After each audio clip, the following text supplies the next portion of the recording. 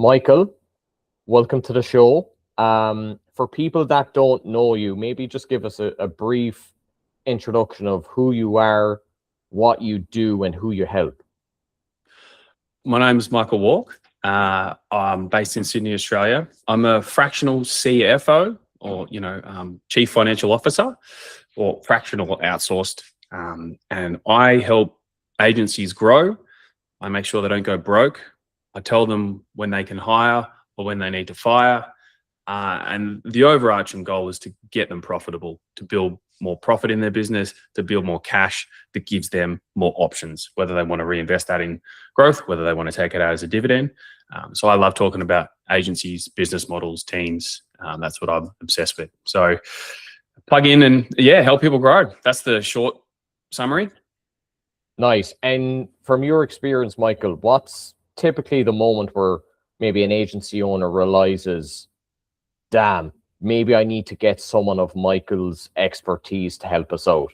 What's generally the commonality or the patterns you see? There's generally two. One of them is a positive story. So I've got a call early next week with someone and they're experiencing amazing growth. So they've won a few awards. They're doing great work as an agency. They've hired a bunch of people, but things are starting to break and they know they need that next layer of analysis about managing their cash flow and planning and forecasting and getting a deeper level of analysis of their business. So it's people on a growth trajectory that are like, we're flying blind here. We're just making decisions depending on what's in the bank at the time. And they know they need that next level of support. And that's when I help them and bring that, 20 years of experience and frameworks and benchmarks and help them sleep at night because they know that they're flying within a good range of things. That's the good side. The other one often is people after a cash crunch. So they've flown too close to the sun and they've experienced the sleepless nights and they're like, oh God, people don't know what they don't know. And some founders operate with a really low cash runway. They kind of flying by the seat of their pants, collecting one invoice to pay payroll. And it's not until they hit a real cash crunch and they can't make payroll or margins that suck or their cash is draining. That's the other one where they're like, okay, I know I need help now. And there's lots of people in between that are just kind of plugging along. They're not really growing, not really shrinking. They're kind of making ends meet, but they don't know what they don't know. They don't know they could be probably twice as profitable, but they're also not, it's not a moment for them to reach out because there's nothing burning. There's no burning issue that they need to search for me. And a lot of people don't know what a CFO or outsourced fractional CFO does. So they actually just don't know that there is support in that area. Got it. And in my world, the saying is, people pay for pain, right? Unfortunately, things have to get so bad for someone to realize, okay, maybe we should look into this. I'm curious. So one of the trigger points you mentioned, let's say they're not able to make payroll, which is a very visceral experience because I think that you have that kind of euphoric, well, not euphoric, but that kind of eureka moment of, oh God, like the business is about to crumble. When you work with instances like that, like what's your, let's say 1, 2, 3 steps of like trying to maybe help them steer that ship? Because I'm assuming, okay, financially they're realizing they're in trouble, but emotionally they're probably pretty overwhelmed and they don't know what to do. Yeah, it's tricky. I sometimes call what I do therapy with spreadsheets because there is a huge emotional component to people going through these tricky times. So part of my role is to be that sounding board, that voice of reason, that outlet for the founder, and kind of be that external support. The number one thing I do, and this is even for people who aren't in such a dramatic position, not making payroll hopefully never happens to people, but even people just with low margins, they feel stuck, right? They're not as good as they want to be. Usually to prove our value up front, we try and hunt margin. So during the first 3 months of the engagement, we improve their profitability. And that's probably the number one mindset across most of my clients is where do we find margin? How do we get this business model operating more efficiently, using the existing resources and make sure that we maintain that as we grow and add more complexity and add more team. So hunting margin and finding profits is probably the first port of call. and focusing on cash flow, cash collections, making sure that we have a good handle on when money's coming in the door and we're building up those reserves. Probably the timeless classics that apply to most agencies that I start to work with. So you mentioned kind of hunting margins. So typically, what does that look like? We've got there's a process. Obviously, we've got our own frameworks and stuff to do that. Nice. But high level, if you think about it, run your eye down your own P&L, and from revenue to cost of sales down through your expenses, through your team. I look at, like, if you're at 10% net profit and we want to get you to 20% net profit, we want to double your profit margin. Yeah. I look at the P&L and say, where can I find 1 percentage point of margin right now? And I go down every line and all those little 1%ers. So there might be a price rise in there, or just a repackaging of work, or starting to charge for strategy that we didn't charge for upfront previously. So we can definitely find money in pricing, packaging, all that area of it. That's a big thing I look at as part of the CFO. Then we look at cost of sales. What are our subbies? What are they charging us? Can we do some of that in-house? So see if we can find a few percentage points there. And then obviously reviewing overhead, trimming that as much as possible, reviewing all the classics, subscriptions, things like that. But going deeper on things like team is probably the biggest. That's where I spend most of my time. Is, what are your team costs as a % of revenue? What are they doing? What's that org chart look like? What are we paying them? What are we charging them out at? So getting deep on team is probably where I spend a lot of time with my agency clients, making sure that the team modeling is right, because that is often the biggest expense for most agencies. And all of that, all those little things that add up, is where we find that the cumulative 10% margin improvement. I like that, because one's assumption could be of a CFO that, you hear with the massive, your blue chip organizations, that they come in and they're just, they're almost like a debt hunter. They're just into kind of slash all the big things. What I like about what you're saying with your model is, team is a big part, but you're also looking for every other dial to make sure that we're giving ourselves the best opportunity to get things right. It's not just the team. There's other areas where the company hasn't looked at. Yeah, absolutely. And it comes with having a fresh set of eyes. One thought exercise I do with clients is, like, if we were starting this agency from tomorrow, brand new, would we add every single cost we have on here and every single subcontractor, or would we rebuild it a different way? So starting from zero, what are we adding back in? Because there's a lot of, I use like barnacles on a boat that is built up over time, and you need to keep scraping them back. You need to keep resetting. And that's happening a hell of a lot at the moment with this new world of AI and automations and workflows. People's delivery models are changing massively. So there's a lot of change at the moment in that area about efficiencies and that kind of stuff. But like overhead trimming, you can only get to a certain point, right? You still need to pay rent. You still need to keep the lights on. You still need certain subscriptions. So that is kind of like the short sugar hit. And that's what we do to help justify our fee in the short term. But the longer term structural big things are how we're pricing and packaging the work, how we're delivering the work, what team we have to deliver that, and is that flywheel as efficient as possible? And are we charging as much as possible for that? So those are the bigger ones of getting the big picture business model humming. Okay, this is more extensive than I thought. So I think if there's an agency owner listening to this and they're curious around what Michael does, to me that, when you start going to things like org chart, there's a lot of value in that. What's coming to mind here when we're talking, you mentioned kind of the cost of sales, and you're looking at cost of sales, and maybe one other dial is pricing. When you think about that, I guess, do you also think about maybe the impact that actually does have on the sales team, the sales department? Because typically, right, you'll hear a lot in sales, and I'm coming at this from a very sales-driven lens. One of the big objections that teams hear is, the price. It's the price, it's the price, it's the price. Do you ever get pushback from the founders when you say, guys, I think we probably need to raise the price based off the margins we're seeing here? Yeah, absolutely. It's a very, very scary thing to do. trying to convince a founder to increase their price, especially if their delivery sucks and they've had a bit of team churn and like their product isn't that good. It's very hard to increase your prices on that. So there's techniques you can do to minimize your risk. It's always risk versus reward in business. So there's steps you can take to minimize your risk. Obvious ones like only do it on new customers in the door. Don't do it on existing ones to begin, and test and learn, A/B test it. Don't triple your price, just increase a little bit and work your way up. So there's things like that you can do to reduce the fear. Because I have had a client previously, and I did not advise them to do this, but I have had a client previously increase the price for the new financial year on all clients with an email blast of like, hey, everyone, price going up. And they had 30% of the people just say, nah, we're good. So you don't want to expose yourself to things like that. That would be the worst case scenario. Again, I did not advocate for that. They did this off their own bat.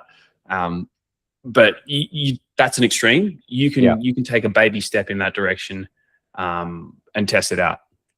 Yeah, and I think a big thing you mentioned there is if the delivery sucks, then the churn is going to be massive. The thing about that is being strategic. It's like if the value is there. Yeah, exactly. Yeah. And if it is, if you've been together, let's say a year, 2 years, and you're consistently delivering, I think you can have frank discussions with business owners and saying, look, our costs are increasing. That's the part. But also in terms of the value we've delivered. We're a 10x return on what we've done. And at the minute, we're kind of constrained by how much else we can do from a delivery side. So if you still want this level of service, it's going to be at this fee. Something along the lines of that.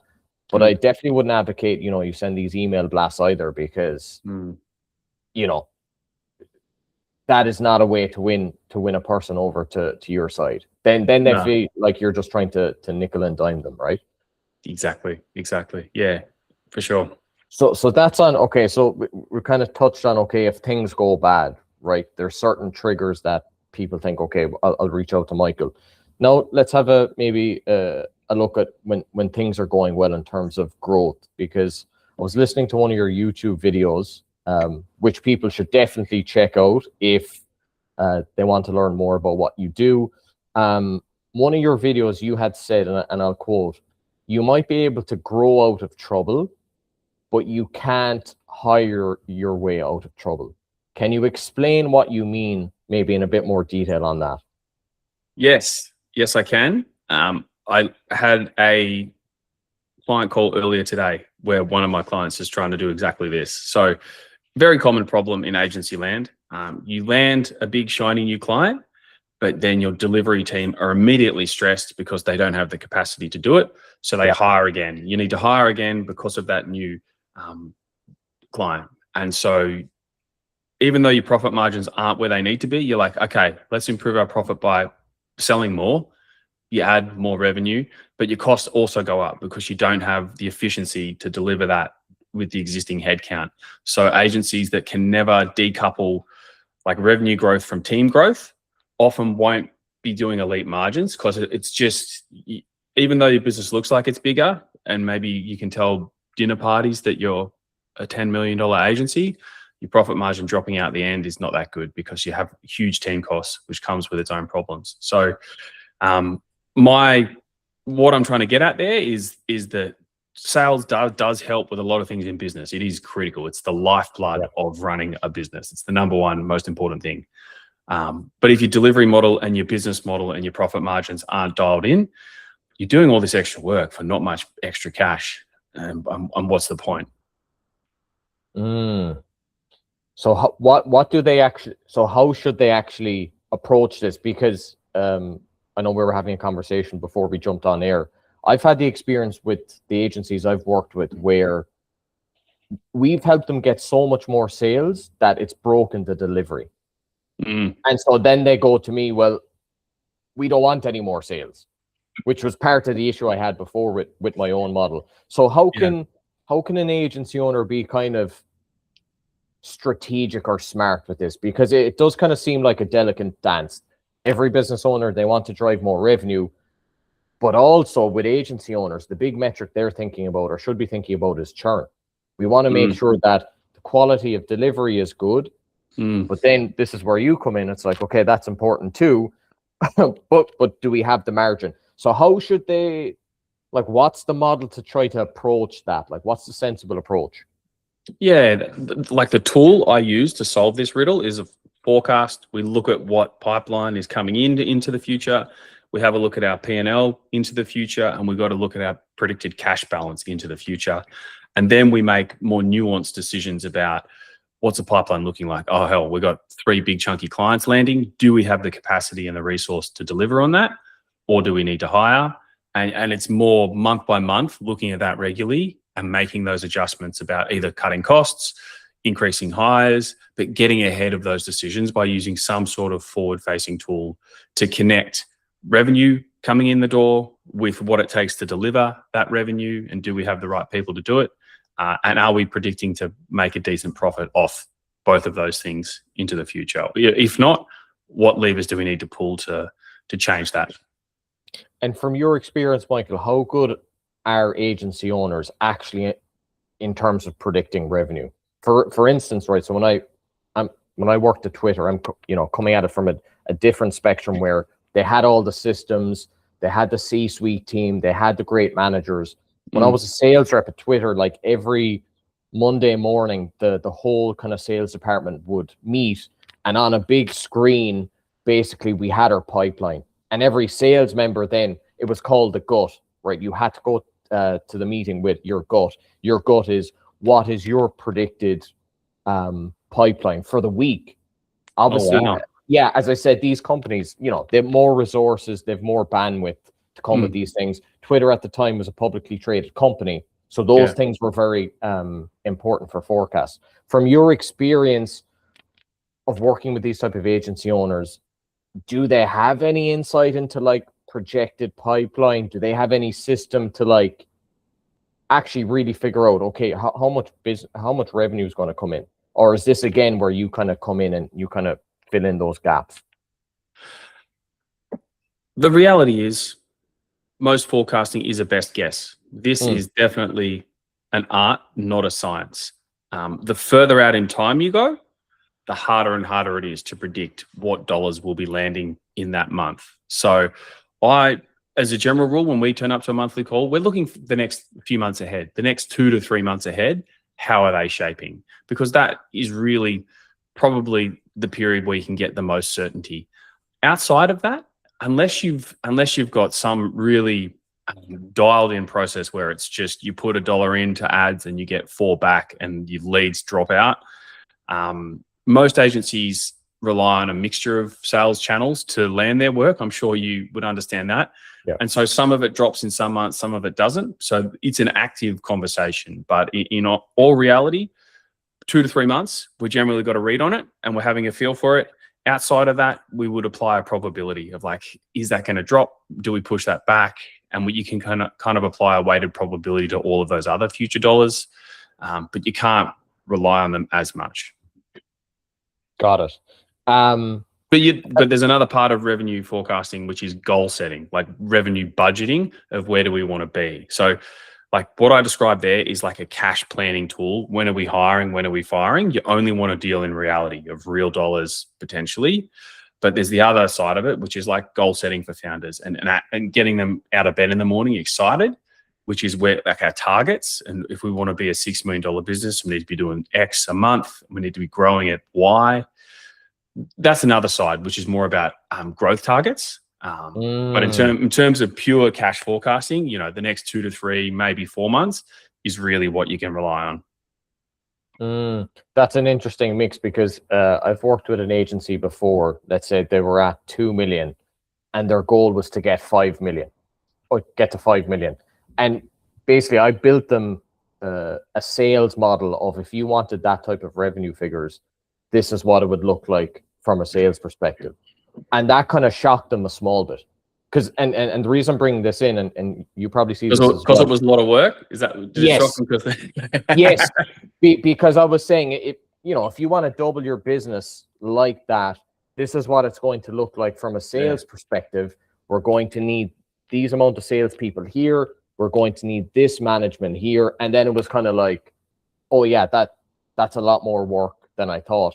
How do you balance, I guess, those conversations with those type of founders? Because, you know, you hear the classic, you know, visionary integrator.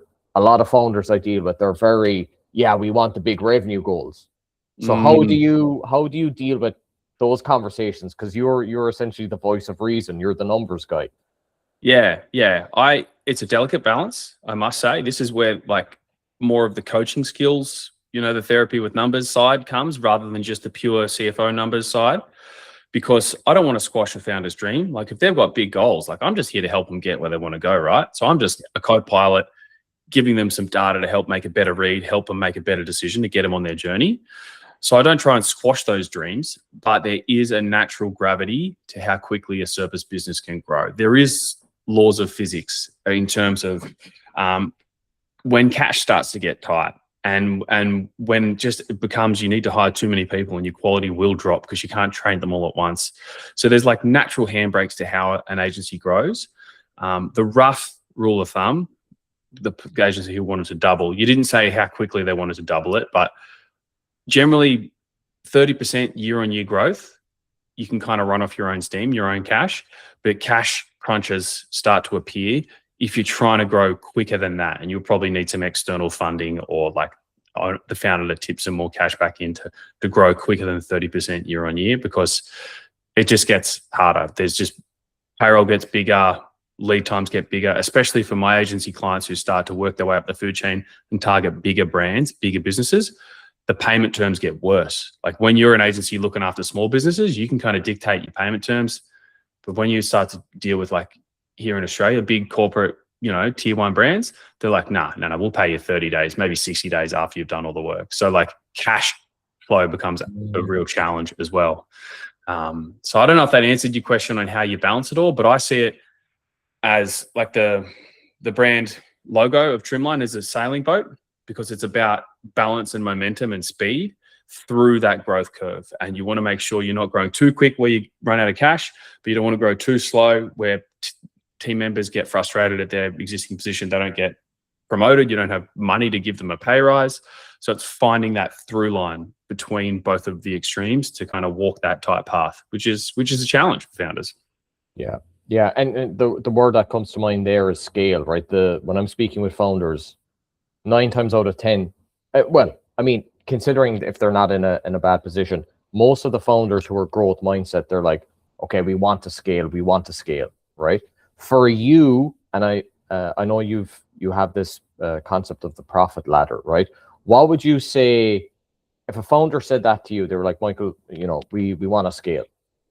What would you say to them to kind of make them maybe, I wouldn't say reconsider, but like in terms of margins, like what is a point where the business is at if you looked at their margins and you're like, okay, we're in a healthy position to scale? Because I think in your profit ladder you talk about, you know, 10%, 15%, 20%.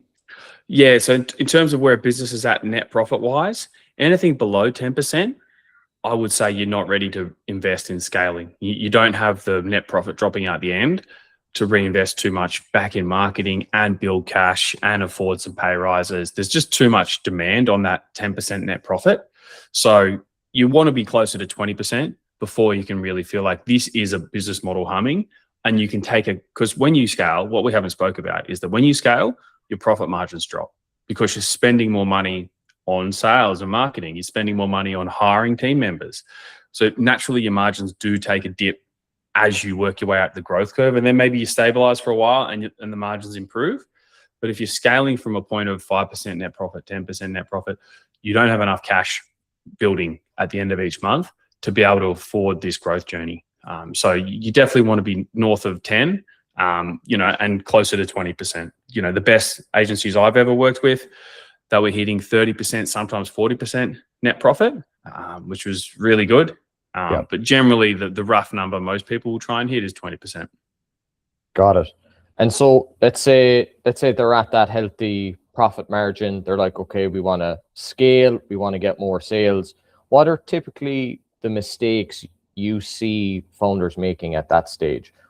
one thing for me, what I've seen, I'm curious your input on this, is actually the contracts that agencies have when engaging prospective clients.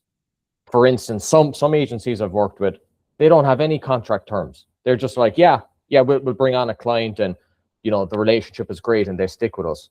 But if you're starting to invest in scaling and you're getting a group of maybe 5-6 new customers at the same time, and then they start churning 3 to 4 months in, then this is really going to impact your margins as well, because now you're going to have to start spending more to get more in the pipeline. What's your maybe experience there? What do you typically see in terms of mistakes people make?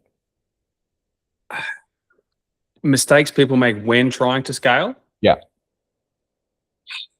I mean, investing cash in marketing that doesn't work is the obvious one. Like, they want to make a splash, and so they start scattergunning money around in different marketing initiatives that don't really move the needle.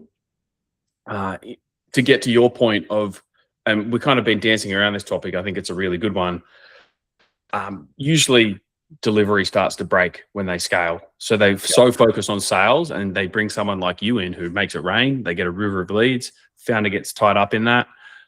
But the delivery team starts to break and churn picks up. And that is one of the natural handbrakes on how fast an agency can scale. So if you can scale your delivery just as quick as sales and the quality maintains, then you're on a winning business model. But those two things need to be linked for that to happen. And you must have an awesome training program to get new hires up to speed to maintain that quality. So yeah, investing money in the wrong places to grow. Often also it's like poor hiring decisions. So you need to grow, you need leaders. Often when I'm helping like $1 million agency get to a $5 million agency, for example, the founder wants to build themselves out. So we need to hire that expensive middle management layer. So if you make the wrong expensive hire there, that sets you back months and months because it's expensive, it's not the right fit. It potentially leads to poor delivery quality. So getting the hiring decisions right, getting where you're investing your marketing dollars right, getting your training right. That's the problem with a service business. There's a lot of places it can break. Yeah.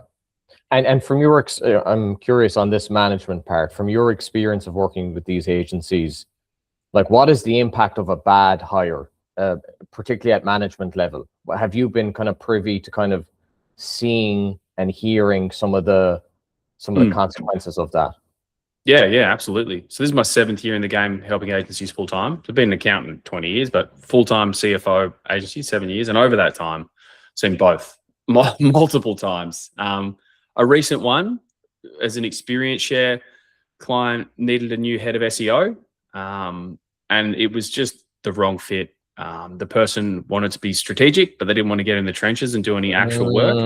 Didn't want to do any real billable work, so they thought they would just send that off to the lackeys to do. And they were really good at SEO technically, but they weren't actually a people manager. They weren't a leader of humans. And that became a real problem because being the head of required a bunch of different skill sets that perhaps that founder hadn't thought through completely. And the person came with a good rep because they knew stuff, but they couldn't train people. They couldn't display it. They didn't want to get in the trenches. So it was a bit of a nightmare because it set that department back. We had churn. But the good news is we've since found an awesome replacement. We moved that person on. And here's a hot tip for hiring. Make sure you've got as long a probation period as possible. In Australia, you can get up to 6 months probation. So you can test them out and know if they're the right fit. Otherwise, you can kind of get rid of them a bit easier. So that's one example. A second example I could give you was at an even more senior level, and it actually had a really toxic effect on the overall team's culture because this person was just, again, a little bit entitled, and their mindset infected a bunch of other people, and it was a real problem, and they didn't get on top of it early enough. So that was a real painful experience. So anyone who has leverage, any hire that has leverage in your business, like they lead a team or they manage a bunch of your clients, you got to be real careful with those hires because there is compounding effects to getting it right or wrong for those kind of key positions that have leverage. I think that's such a valid point. And one I don't think most business owners actually think about, because a lot of what I see is when people are hiring, they're doing it for, well, they're either doing it to grow or they're doing it for instant relief. Instant relief meaning just like my calendar slammed, I don't want to think about this anymore. Like in my world, the biggest mistakes I see is I'm just going to hire sales reps. I'll let them take care of the sales. I'm sick of taking the sales calls. My calendar's blocked up. I'm done. What typically then happens then is the business goes through a process of churning and burning through sales reps. Why? One, the initial infrastructure wasn't built to make them successful. Sales still lives in the founder's head. There's no process, there's no playbook, and then the narrative then starts building. And I'm curious if you hear this as well, that I can't find good sales reps. The sales reps I do hire, they don't perform. Sales is hard. Yeah. I'm back to square one. And then maybe then the next logical decision, and this is why I wanted to dig a bit deeper on the management part, is I'll hire a sales manager. And if they have a good track record, they will have leverage. And similar to this heady SEO person, they want to be the conductor. They don't want to get their hands dirty and maybe dealing with specific deals. So very quickly, let's say what a founder thought was like an instant pill solution of I'm getting my time back, then becomes a very expensive and painful experience. What to that founder who's still listening to this, what do you think is a solution to maybe mitigate against this? I have one in mind, but I'm curious to hear what your solution would be. In that exact situation? Well, more so, instead of hiring maybe an expensive manager, is there anything they can do maybe as a stepping stone? Like, for instance, what I'm thinking about is fractional, a fractional role. Instead of going straight to the management, it's like actually try someone maybe in a fractional position. The cost is going to be minimal in comparison to the full time. They're not going to have all the extra benefits. You can maybe help them build up some of those missing processes and playbooks. And then you can make a decision then, do you want to still hire that senior management person, or are you happy with this fractional? What's your thoughts on that? Yeah, absolutely. I think there's multiple ways you can get creative with team, for sure. Fractional hire, I've got a client who has got a great technique where they hire really experienced people, like twice their age, but they got so much experience and knowledge, but they're just on 2 days a week. That's all they want. They've got other stuff going on. And so they're manageable because it's only a couple of days a week, but you still get all that experience and knowledge. So fractional, couple days a week. Another client at the moment, we can't quite afford, they've got a pricing problem that I'm helping them solve, but in the meantime, they can't quite afford a head of paid media because those roles are very expensive to hire a local Australian for that at the moment. Just the market's competitive for paid. So a strategy we're using there is to get a junior with promise, with up-and-coming ability, who shows an ability to learn quickly. We're testing that to make sure they can learn quickly. They're not full of shit, and that they've got a good handle on AI. And we're hiring a subcontractor with a lot of years, all above board, like telling them this is what we're doing, to train up that junior to an experience level. So it's like it's a paid training program. The subcontractor doesn't want the full-time role, but we're committing to them for a period of time to help us train up this junior. They won't be up to the level of a head of, but they're going to get us above to where they would have if we just threw the junior in the deep end. So more creative ways where we can access that experience, like you said, on a fractional way, getting a subby to train a couple of days a week. There's different ways you can do it.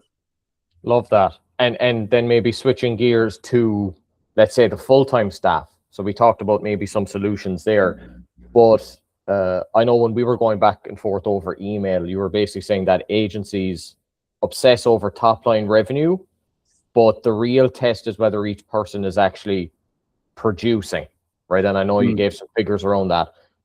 In sales, I have figures I can drop into this as well later. But in terms of how should founders think about this? If I'm hiring a person, what should be the output? What should be the economic return?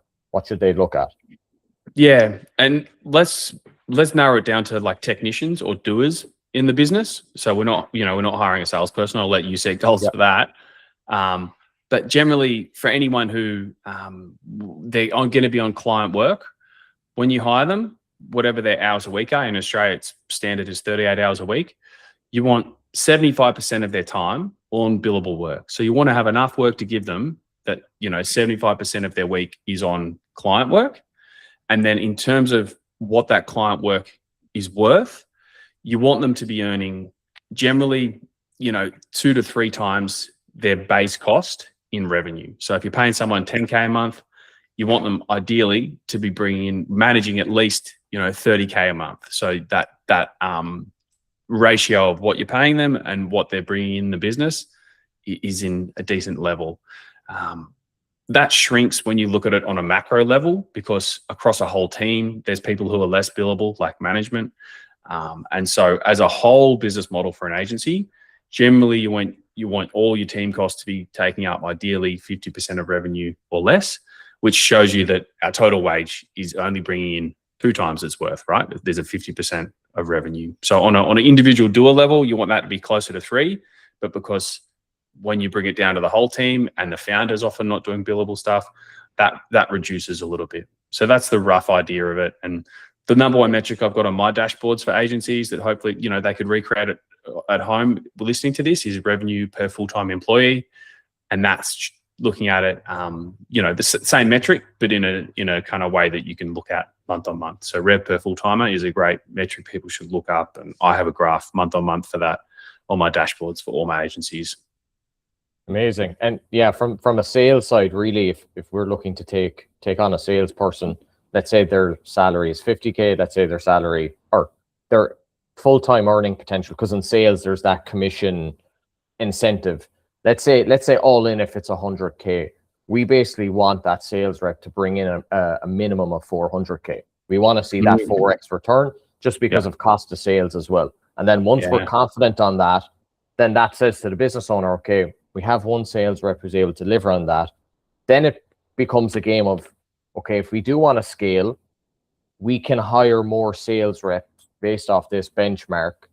However, as some of the points you brought up earlier, we want to make sure we're doing that delicate dance between, we don't want to break delivery, we want to make sure our margin's okay. But typically from a sales perspective, it's 4x. And let's be clear with the audience. That's like, for me, the 3x markup or revenue that they're looking after, that's like minimum. That's not like the end goal. That is like just to be things to be in balance. Obviously, let's maximize it like to the moon with all of these things. You mentioned earlier, and I nearly took the bait and jumped in, but my sense was that could lead us another direction. You touched on AI, right? It's obviously it's the word of the year. Like any conferences I'm going to where there's a lot of agency owners, you'll meet one agency owner and they're inspired. Even where I work right now, sometimes I go to co-working space. There's a few agency owners there, and they've just been, head down, obsessed for the last 3 months, just like building. Then you have another section of agency owners who are petrified. They're like, this is going to absolutely kill our model. What have you been hearing and seeing when it comes to AI? Yeah, look, it's the hot topic, of course. I've actually got some hard data on how agencies are using it here in Australia. I'm just about to release a report, and I'll link it below this video, maybe for the audience if they want to have a look at it. Mainly Australian independent agencies, but to be honest, the lessons apply to most agencies around the world. And we asked them like who's using AI. Vast majority of people were. I asked them AI's impact on their net profit margins. So like, actually, is it moving the needle in the business rather than just being a shiny object? 52% were neutral. They couldn't really see if it had impacted. But 44% of respondents, and we had over 120 people, so a decent data set, said they're delivering more with the same team. So they were seeing efficiency gains from it. So everyone's using it is what I took out of this, but 44% of people are actually capturing margin. So they're getting more efficient with it, keeping their prices the same. but being able to deliver more output because of these efficiencies. So that's kind of the hidden secret amongst, especially of the clients at the moment. Not everyone's putting it on the tin, but everyone's kind of getting quicker behind the scenes and still capturing the margin, because there hasn't been a huge downward pressure in prices yet, but I can see that coming down the pipe, that there will be pressure on agencies. And the really interesting metric in the survey that, and also anecdotally through clients and people in the game, is that a lot of companies are now bringing what agencies used to do in-house. So the pie of available work for agencies is actually shrinking, because why pay an agency when you've got a junior with Claude who can probably whack something together for you? So the pendulum kind of swings on in-housing, then agencies in-housing, but that trend seems to be prevalent too, that the tools that agencies are using, your clients are also using and playing around with too, right? They're working out how they can pay you less and do it themselves. So it's still the Wild West, but it's widespread use. Some people are capturing the margin, and 45% of our respondents were keeping their price the same and capturing the value, which was interesting. So some people are seeing that net profit improvement, which is great. Yeah, it's I think people are still trying to make sense of it. Of, is it a net gain? Is it a loss? Like for instance, I have an interesting case study where I have 2 agency clients, and one of the agency clients was a subcontractor of that other agency clients I'm working with. So basically, it was a white label arrangement, and one of the agencies now has terminated that arrangement because they're saying we're bringing this in house. Exactly. So I have a visceral example of this is happening right now, which then means, how do people survive? I think it comes back to, again, if you become indispensable, if you're giving so much value, then it's very hard to cut that. Yes, AI is going to help amazingly, but at the end of the day, behind AI is a person, and the quality of output is going to be derived from the quality of input. So that's why in terms of, there is a narrative of, like, the world is screwed, no one's going to have jobs. I think it's just going to be a case of, maybe unfortunately for a period of time, it'll feel like Darwinianism. It's going to be the rises that are the cream is going to rise to the top. The people with expertise, they're going to do very well. My fear with it is junior people coming up, just out of university. How are they going to get those, graduate type jobs? How are they going to get their first job? Because it seems right now that there is a lot of pressure in that market. It's going to be harder for new graduates to get into the market. 100%. Yeah, they should get into AI implementation, which is a new skill set that no one has. So at least they can ride the new wave rather than trying to build an old skill, because that's actually borne out in our survey data. Last year, we did the survey, 2025. 69% people were looking to grow headcount for the coming 12 months. This year, that dropped from 60 down to 40. So a lot less people are looking to grow their headcount, and 50% of people are just looking to keep it the same. And that went up. So last year, 18% were going to keep like a headcount freeze. Now 52% of people are going to have a headcount freeze. So basically, everyone's put a brakes on hiring and working out what they can do with existing resources and existing tools out there in the AI market. And that's kind of where I see it going. And what I think the future of agencies who want to stay ahead is thinking about who you're hiring and what the skills of the future are that are going to best utilize those tools, because it may not be what a traditional agency used to hire for. Like, I've got clients who are got data scientists on their team, and that sounds weird, but like, it's all going to be data now and agents using it. And so having those different specialist skill sets that maybe your client doesn't have could set you apart as well. So it's about, like, who is the best team to hire to give you that alpha or that advantage. And that might be different for different agencies, but yeah, I mean, it changes month to month, doesn't it? No one knows where it's going is the short answer. Yeah, it's exciting. From my perspective, when I start seeing some of the efficiencies it's making in my business, I'm very bullish on it. So look, Yeah, the one point I wanted to say is, though, I don't think there's been a wave of awesome new creative ideas and innovation from these tools. They're just pattern recognizers. So in terms of workflows, following set processes, those things, I think there'll be awesome improvement. But For people with genuinely new thinking and creative ideas, I think they will still be super valuable, because we're going to get sick of AI slop and everyone's sounding exactly the same. And it's all, you can already read something that's just been churned out through an LLM. So those people who can avoid that and still have original thinking, they're still going to be valuable. For sure. And speaking of value, as we kind of draw this to a close, in terms of investment, right? Where do you think, let's say, an agency owner underinvests in their business? Like if you're looking at like where their money is going, is it finance? Is it marketing? Is it delivery? Is it sales? Or do you see any patterns? I think overall, a lot of agency owners suck at sales. And this is, you didn't tell me to say this, by the way, but they're bad at marketing themselves, and they often don't take it seriously or do it consistently enough. Yeah. So that area is one that a lot of the bets are long-term, and you've got to be consistent at it to see the return. So investing in that side of the business, I think a lot of agency owners underinvest in that area for sure. A lot of agency owners overinvest in team, in the wrong type of team members, and that's where a lot of their margin gets eaten up.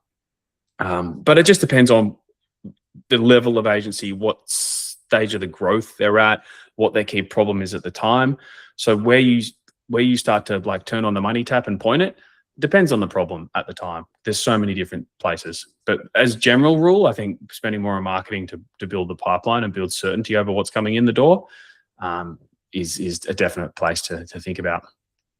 Why, based off your experience, why do you think that's maybe a bit of a blind spot for them? Why are they looking at, team and delivery first? It's exactly what you said at the start. You solve the sales problem for people, and they get so busy in delivery that they're like, I don't want more clients. More clients equals more stress. So they kind of like put that from their head, and they're like, I don't want to market to anyone. I'm too busy I'm already working late nights in delivery. So they're stuck in delivery or with too much on their plate. And so they don't want to invest in those long-term things that they need to. And if they're busy in delivery, they're obviously investing in that side of the business as well. Perfect. And last question, what would be your final piece of advice for, they could either be agency founders, owners, or even CEOs.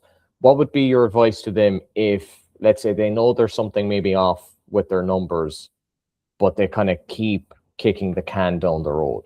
What's your kind of message to them to get them to kind of like, okay, this is something we need to look at now? If you're not consistently hitting north of 10% net profit and including a founder wage in there on the P&L,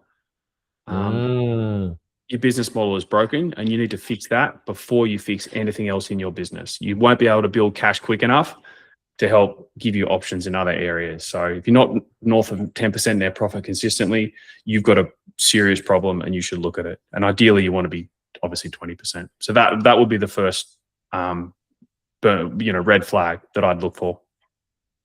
Great advice. And just to wrap this up, I guess if people have listened to this and got value, which I think based off some of the stuff you brought up, there's going to be a lot of blind spots people probably haven't been aware of. Where can people learn more about what you do, Michael? The website for Trimline is trimline.co. So they can jump on the website and have a look.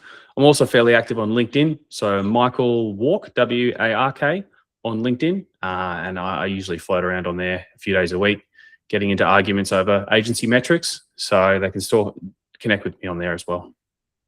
Amazing. Michael, thank you for your time, and we shall chat soon. Thanks, Alan. It's been a pleasure. Okay, let me just stop this.